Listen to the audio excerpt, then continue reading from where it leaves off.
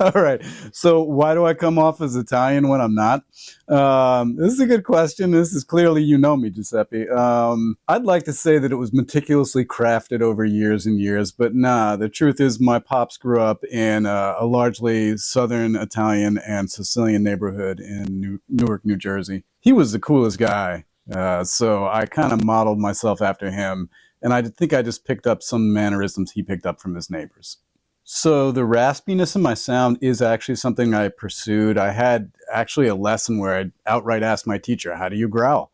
I grew up listening to a lot of doo-wop, early rock and roll, jump blues, and that is like their distortion pedal for those saxophonists. That when they want to cut a little bit of edge into their playing, that's how they do it. So I spent a long time playing like that, and even when I'm not trying to, I have to be real deliberate to not let that creep into my sound at this point. Long story, I'm going to try to make it as short as possible. I'm at a baby shower and I run into Nino, and it's a jam session. He asked for my card. He's running an improv gig at Revolution Cafe, which is just the most incredible place. So I go to this gig and I meet Giuseppe for the first time. And I'm like, man, this guy's incredible. But he can solo really fast, but I wonder if he's funky. And then he's playing this like clavinet line. He's playing like a keytar, like this big white keytar, I think, when we're doing it. I'm like, this guy's really good. I should be playing with him. Luckily enough, he asked me to.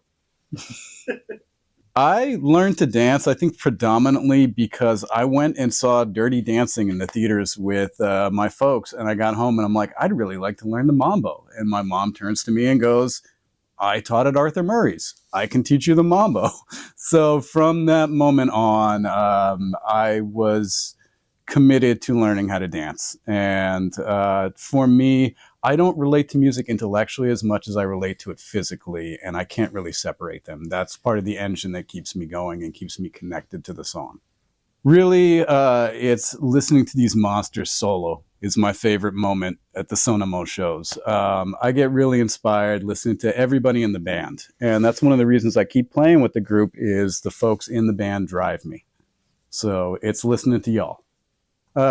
Give you a couple different options of favorite Sonamó tracks for me. My favorite to solo on is Bella Ciao because there's so much space and I can take my time and tell a story on that one.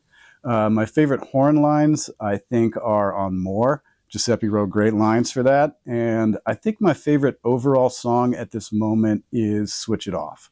It is really an honor and a privilege to be able to heal people, to be able to remove somebody's pain or improve their function.